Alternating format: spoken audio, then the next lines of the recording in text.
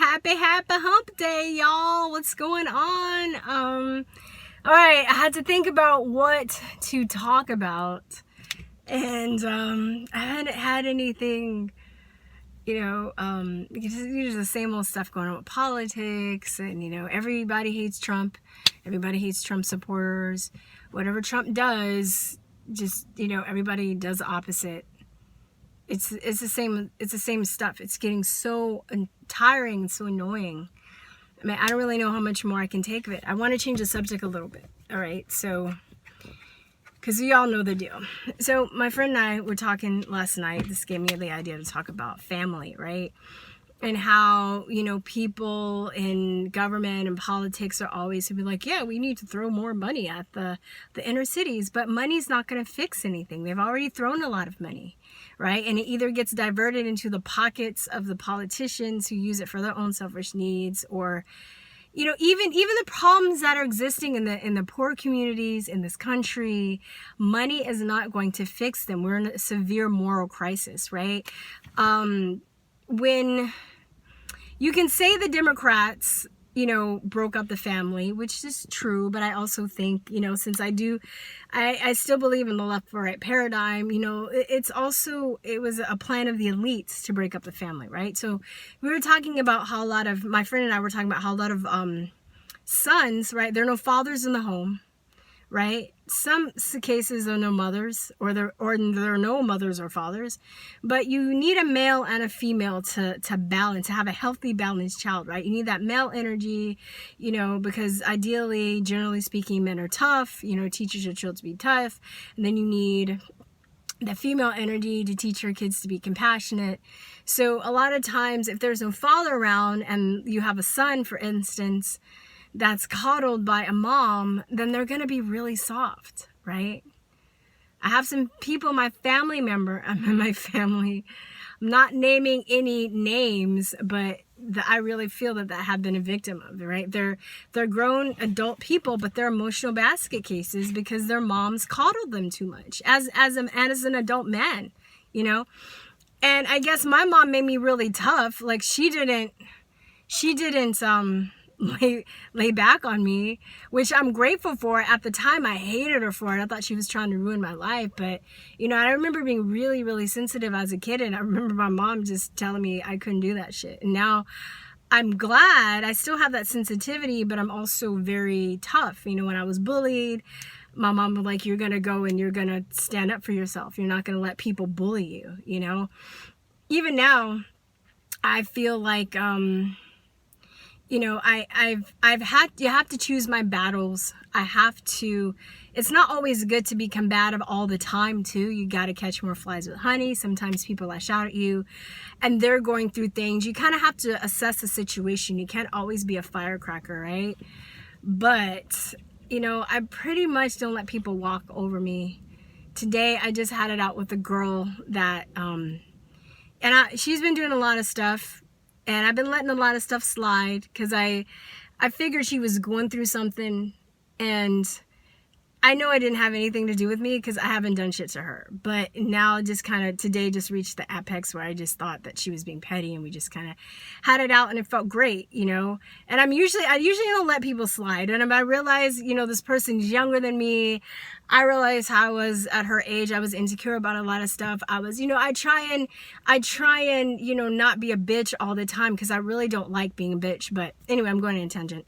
Sorry. So the women coddle the sons and they become a basket case, right? Or if there's not enough male energy, the men become too masculine, right? And they have no sensitivity, and it needs to be that balance. Even the two people that I know that were raised that had gay fathers, they still had their mom in their life. And I think that's the reason. They're pretty balanced people. They're not, they might have some issues, I don't know, but from what I know of them, they're pretty balanced people. So they had, their fathers remarried or had other boyfriends, but they still had their mom in their life. And, yeah, I just think that the family being broken up is a huge thing because, if you go back, was it Gloria Steinem? They were talking about the feminist movement. And that was an idea to get the feminists to the feminist movement was basically one of the starters to break up the family, right? So the women can go out and work, the men can work too, and then, you know, you leave these latchkey kids that can come home and have their minds fed with the television, right? And I remember my mom instinctually knew something was up with that, because she didn't know the whole deal, but she'd always say that, oh, I don't want you and your brother to be latchkey kids. And I thought, like, what is that, right? And she worked at the school when I was in elementary school. At the time, I thought she was trying to ruin my life because I couldn't be bad. But, and she was a neighborhood babysitter. So she would pick after school, which she was in another classroom. She was like always at school. So I was like, fuck, my mom's always here. Can't do shit, you know? And, which is probably good because I have a mischievous mind. So I wanted to get in, you know, I wanted to be bad. I couldn't. My mom like put the fear of God in me. So I didn't fuck with my mom. And then she would work at the school, then she would pick me up, and then she would pick some of the other kids up, and we'd walk home, and she would be the neighborhood babysitter. So she was like always in my life, which I'm so appreciative of now, but at the time, like I said, I thought was like the worst thing, you know? And my mom's just like, yeah, like there are other kids, friends of mine, that both of their parents work, or they had a single parent, and they would just have a key to the house, and you know, they would just go in and nobody would be there to supervise them, and they just watch TV. And my mom was like, yeah, I just think that she knew that was unhealthy for some reason, right? She knew that something was up. Maybe she couldn't put her finger on it, right? So then that goes to the whole thing of like, you know, breaking up the family, being mind controlled by the television. You can delve into information talking about alpha waves and all these electromagnetic EMFs that, you know, rearrange the brain and make it hard for people to concentrate and think critically, you know, and then people not being able to defend themselves, or so when you have somebody that's broken down like that, that's a way to break somebody down, right?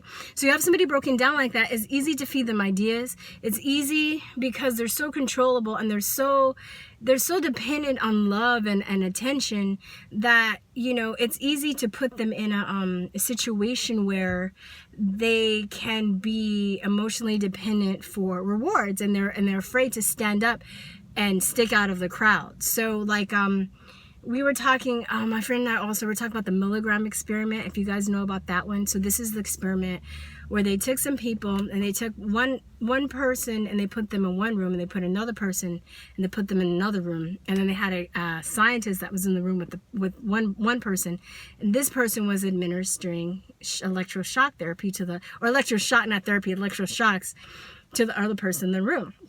So what would happen is the person in the room that has access to the machine administering the electroshock would ask a question, and if the person got it wrong, they'd administer electric shock.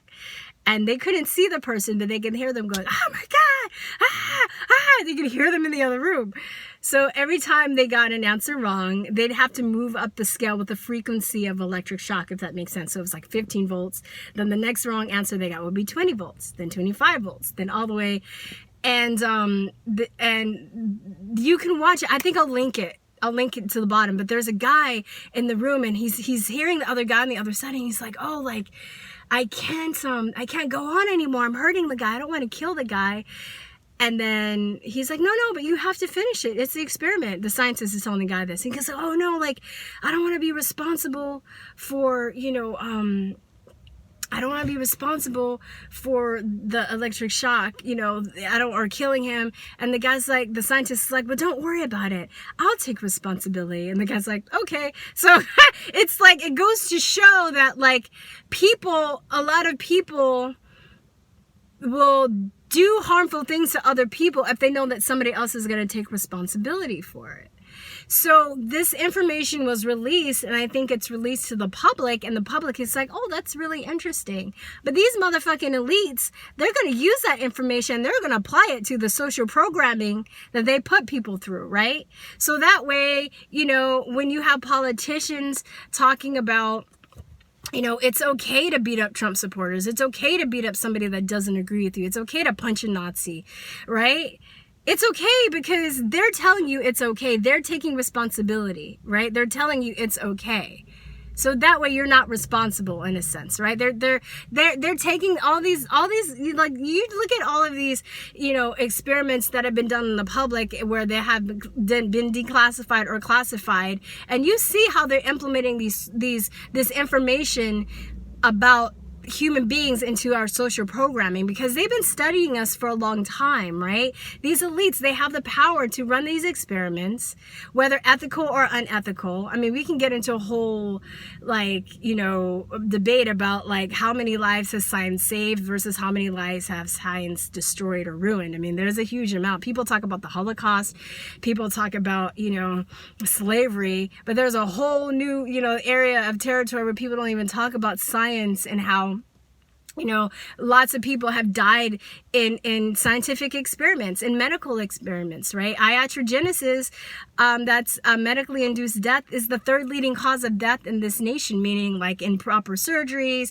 misdiagnosis, poorly prescribed medications, even rightfully prescribed medications.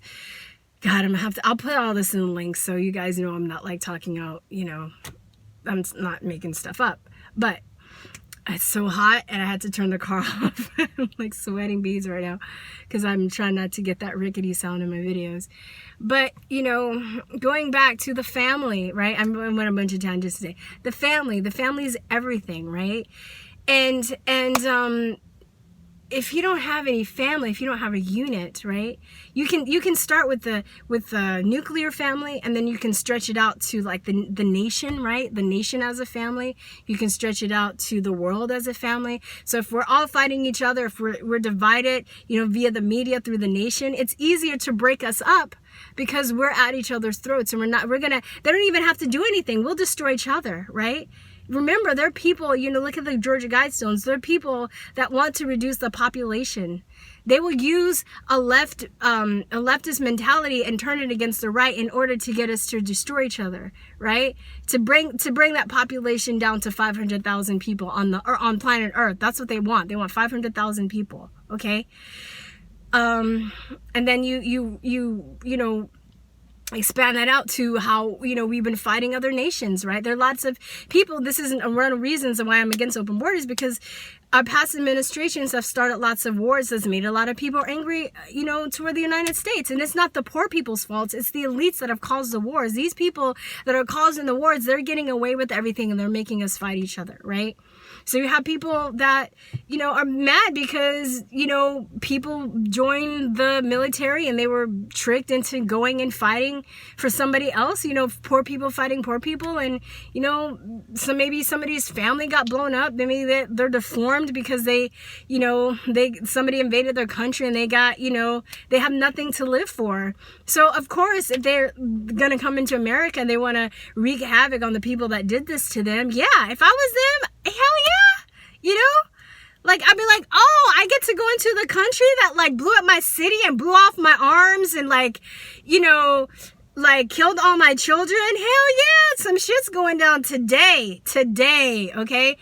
So you just got to think about that, right? It's the ultimate divide and conquer, right? It starts with the nuclear and it expands out to national and it expands out to the world. It keeps going till we're all just at each other's throats.